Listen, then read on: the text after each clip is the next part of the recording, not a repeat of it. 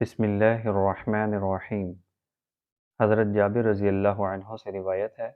کہ رسول اللہ صلی اللہ علیہ وسلم نے ارشاد فرمایا، اللہ تعالیٰ کی رحمت اس بندے پر ہوتی ہے جو چیز کو بیچنے میں، خریدنے میں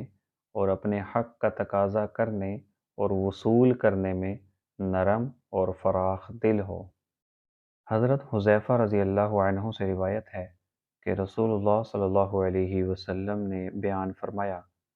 کہ تم سے پہلے کسی امت میں ایک آدمی تھا،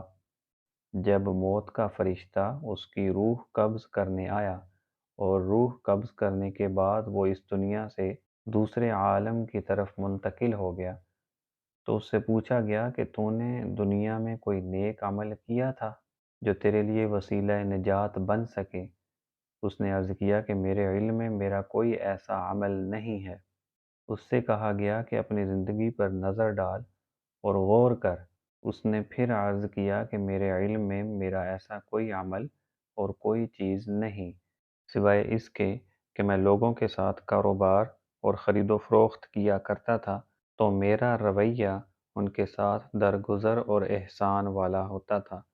میں پیسے والوں اور اصحاب دولت کو بھی مہلت دیتا تھا کہ بعد میں وہ جب چاہیں ادا کر دیں، اور غریبوں مفلسوں کو بھی معاف کر دیتا تھا تو اللہ تعالیٰ نے اس شخص کے لیے جنت میں داخلے کا حکم فرما دیا۔ صحیح بخاری اور مسلم۔ حضرت ابو ہریرہ رضی اللہ عنہ سے روایت ہے کہ رسول اللہ صلی اللہ علیہ وسلم نے ارشاد فرمایا، ایک آدمی تھا جو لوگوں کو قرض ادھار دیا کرتا تھا، تو جب اپنے غلام کے تقاضے کے لیے اور قرض وصول کرنے کے لیے بھیجتا تو غلام سے کہتا اور اس کو ہدایت کرتا کہ جب تم قرضہ وصول کرنے کے لیے کسی غریب کے پاس جاؤ تو اسے درگزر کر دو، شاید اسی کی وجہ سے اللہ تعالی ہم سے بھی درگزر فرما دیں اور ہمیں معاف فرما دیں۔ یہ بیان فرما کر رسول اللہ صلی اللہ علیہ وسلم نے ارشاد فرمایا کہ پھر جب مرنے کے بعد وہ بندہ اللہ تعالیٰ کے حضور حاضر ہوا تو اللہ تعالیٰ نے اسے معاف فرما دیا۔ رسول اللہ صلی اللہ علیہ وسلم ارشاد فرمایا کرتے تھے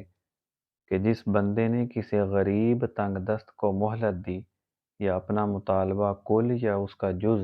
معاف کر دیا تو اللہ تعالیٰ قیامت کے دن کی تکلیفوں اور پریشانیوں سے اس بندے کو نجات عطا فرمائیں گے۔ حضرت ابو الیسر رضی اللہ عنہ سے روایت ہے، وہ بیان فرماتے ہیں کہ میں نے رسول اللہ صلی اللہ علیہ وسلم سے سنا، آپ صلی اللہ علیہ وسلم ارشاد فرماتے تھے کہ جو بندہ کسی غریب تنگ دست کو جس پر اس کا قرضہ ہو مہلت دے دے یا سارا قرضہ یا پھر کچھ حصہ معاف کر دے تو اللہ تعالیٰ قیامت کے دن اس کو اپنی رحمت کے سائے میں جگہ عطا فرمائیں گے۔ رسول اللہ صلی اللہ علیہ وسلم نے ارشاد فرمایا کہ جس آدمی کا کسی دوسرے بھائی پر کوئی حق یعنی قرضہ وغیرہ واجب الادا ہو اور وہ اس مقروض کو ادا کرنے کے لیے دیر تک مہلت دے دے تو اس کو ہر دن کے بدلے میں صدقے کا ثواب ملے گا۔